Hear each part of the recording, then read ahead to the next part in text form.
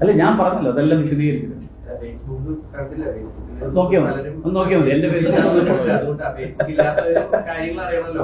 ശരി. ഈ കാലത്ത് ആളുകളുണ്ട്. ശരി. അല്ല, നമുക്ക് ഇപ്പോഴത്തെ പ്രശ്നം നമുക്ക് ഫേസ്ബുക്ക് ഉണ്ടോ ഇല്ലയോ എന്നുള്ളതല്ല.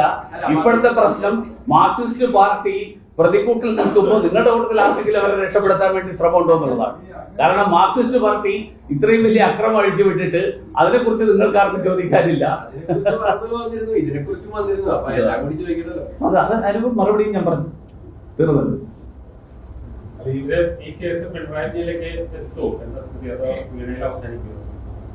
ഏത് ഈ കേസാ? പിണറായി വിജയൻ ഇതുവരെ ചോദ്യം ചെയ്തിട്ടില്ല എന്ന് പറഞ്ഞല്ലോ.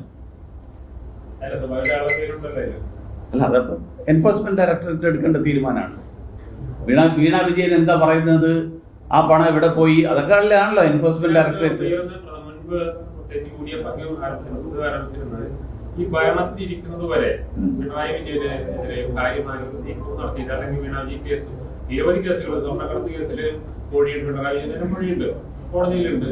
ED ഇതുമായി ബന്ധപ്പെട്ട് ഒന്നും ചെയ്തിരുന്നില്ല കാര്യങ്ങൾ. ഇപ്പോഴാണ് ഒന്ന് പതുക്കാനൊക്കെ അറിയാൻ.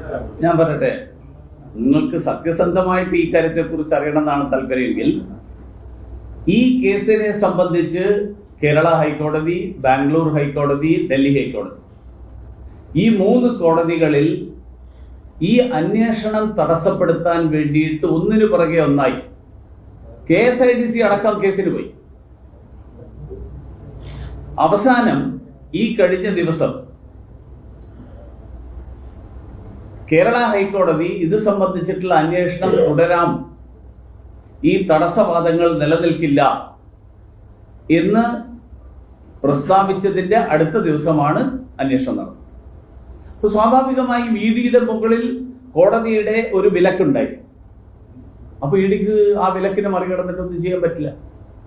ആ വിലക്ക് നീക്കിയതിന്റെ അടുത്ത ദിവസം ED അന്വേഷണം നടത്തി.